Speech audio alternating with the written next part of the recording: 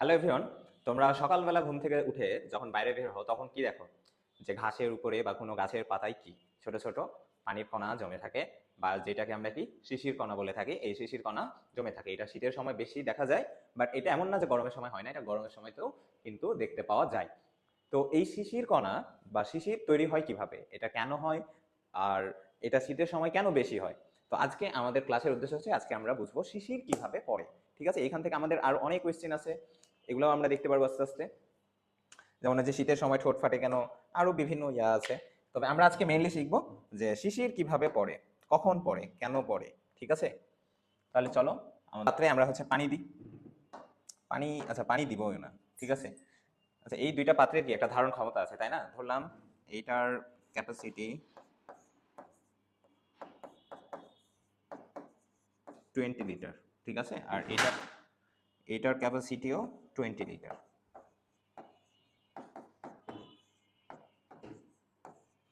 তাহলে দুইটা পাত্রেরই কি ধারণ ক্ষমতা সেম, এবং এই পাত্র দুইটা কি বদ্ধ, দুইটা পাত্রগুলা কি বদ্ধ, বাইরের বাতাসের সাথে এটার কি কোনো সম্পর্ক নয়।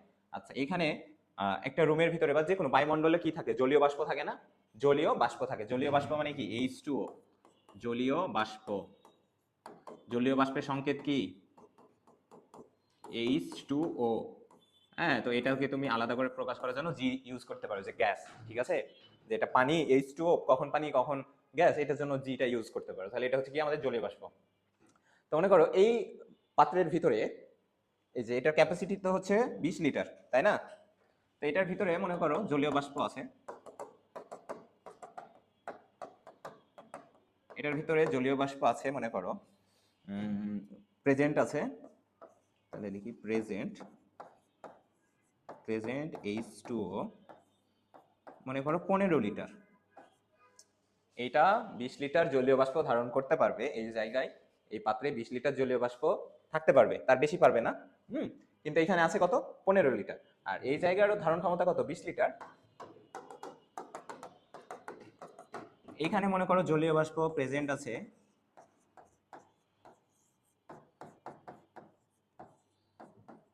20 লিটার। আচ্ছা, এখন এইখানে যদি তুমি আরেকটু জলীয় বাষ্পের পরিমাণ বাড়াও তো সমস্যা হবে না, ঠিক আছে, কারণ ও ধারণ করতে পারবে। কিন্তু এই জায়গায় যদি একটু তুমি জলীয় বাষ্প বাড়াও তাহলে কি হবে বলো? ওর তো ক্যাপাসিটি চাইতে বেশি হয়ে গেছে। তো ক্যাপাসিটি চাইতে যখন তার বেশি হয়ে গেছে, তখন ওই এক্সট্রা পানিটাকে সে আর বায়ুমণ্ডলে রাখতে পারে না। ওইটাকে তখন কি গ্যাস থেকে লিকুইড করে কি বায়ুমণ্ডলে ছেড়ে দেয়। ঠিক আছে, আর এই এই অবস্থাটাকে আমরা বলি সাধারণত অসম্পৃক্ত অবস্থা। অসম্পৃক্ত অবস্থা, অসম্পৃক্ত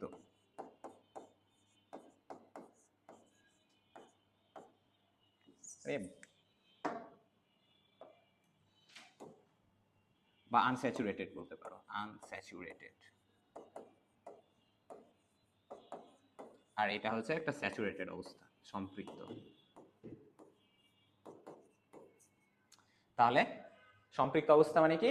যতটুকু তার ধারণ ক্ষমতা আছে ততটুকুই উপস্থিত আছে। আর অসম্পৃক্ত অবস্থা কি? তার ধারণ ক্ষমতা যতটুকু তার চাইতে কম উপস্থিত আছে। তো এখানে আমরা আয়তনে মেপেছি, এটা তোমরা ওয়েট দিয়েও নিতে পারো, বা আবার চাপ দিয়েও নিতে পারো, প্রেসার দ্বারাও এটা নিতে পারো। ঠিক আছে, আর স্যাচুরেটেড অবস্থায় যখন দেখো যে এটার ধারণ ক্ষমতা যতটুকু ততটুকু উপস্থিত আছে। এখন যদি অতিরিক্ত কোনো কারণে H2 এখানে দেওয়া হয়, জলীয় বাষ্প দেওয়া হয়, তাহলে সেটা কি? সে তা ধারণ করতে পারবে না। তখন সেই অংশটাকে কি করবে? সে সে বায়ুমণ্ডলে কি লিকুইড ভাবে সে ছেড়ে দিবে। ঠিক আছে, তো তখন আমরা এই যে লিকুইডটা, যে ড্রপটা পড়ে, যে ডিউটা তৈরি হয়, এই ডিউটাই হচ্ছে কি এক্সট্রা। যখন তুমি এখানে H2O দিলা, এক্সট্রা H2O দিলা, এইটা ধারণ ক্ষমতা যতটুকু ততটুকুই আছে, তারপরে তুমি এক্সট্রা দিলা, তখনই এটা কি এইভাবে একটা ডিউ তৈরি করবে, যেটাকে আমরা শিশির কণা বলি বা ডিউ। ঠিক আছে, বা এটা কি শিশির কণা,